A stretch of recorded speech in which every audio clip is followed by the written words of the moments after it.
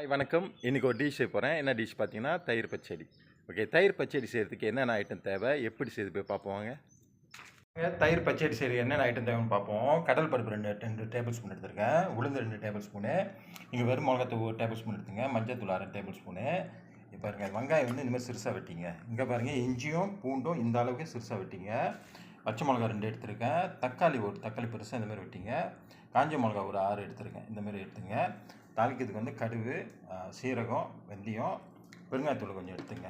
அப்புறம் அதுமாரி கடைசியாக நம்ம வந்து இந்த மல்லித்தூள் போடணும். மல்லித்தூள் வெட்டிங்க. கருப்பில் எடுத்துங்க. தயிர் வந்து நான் இந்த தயிர் வாங்கியிருக்கேன். நீங்கள் சொந்தமாக பாலில் கூட தயிர் காய்ச்சிக்கலாம். வாங்க எப்படி செய்து பார்ப்போம். இந்தமாதிரி நல்லா சூடான பிறகு நம்ம இந்த கடுகு, வெந்தயம், சீரகம்லாம் ஆட் பண்ணிடுங்க. அடுத்து கடலை பருப்பும் உளுந்தும் ஆட் பண்ணிடுங்க. அடுத்து இஞ்சி பூண்டு சிறுசாக வெட்டினதை ஆட் பண்ணிடுங்க. வெங்காயம் வெட்டி வச்ச வெங்காயம் இந்தமாதிரி சிறுசாக வெட்டிங்க, ஆட் பண்ணிடுங்க. காஞ்ச மிளகா ஆட் பண்ணிடுங்க. ஓகே, அடுத்து பச்சை மிளகா ஆட் பண்ணிங்க. 2 பச்சை மிளகா இந்தமாதிரி சிறுசாக வெட்டி ஆட் பண்ணிடுங்க. ஓகே, கருப்பில் ஆட் பண்ணிங்க. ஓகே, அடுத்து வெறும் மிளகாத்தூள்னா மஞ்சத்தூள் ஆட் பண்ணிங்க. நல்லா மிக்ஸ் பண்ணிக்கிட்டே இருங்க. இதை அந்த பச்சை வாடை போகிற மட்டும் நல்லா மிக்ஸ் பண்ணிகிட்டே இருங்களேன்.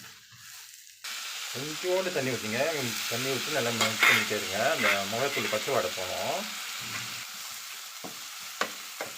உப்பு கொஞ்சம் ஆட் பண்ணிடுங்க. ஓகே, பெருங்காயம் போட்டு கொஞ்சோண்டு ஒரு 1/2 டேபிள் ஸ்பூன் ஆட் பண்ணிடுங்க. கடைசியாக அந்த தக்காளி ஆட் பண்ணுங்கள். தக்காளி ரொம்ப வேகக்கூடாது. கொஞ்சம் நேரம் கிண்டிட்டு அதை எடுத்துருவீங்களா. ஓகே, இப்போ அடுப்பு ஆஃப் பண்ணிடுங்க. ஆஃப் பண்ணி நம்ம வந்து இந்த தயிரில் ஊற்றிடுவோம். ஓகே, தயிர் பாருங்கள், நான் இது ஒரு பானையில் ஊற்றி வச்சுருக்கேன். இதெல்லாம் நம்ம இந்த தாளிச்சதெல்லாம் இதில் போட்டு ஒரு கிண்டிங்களா.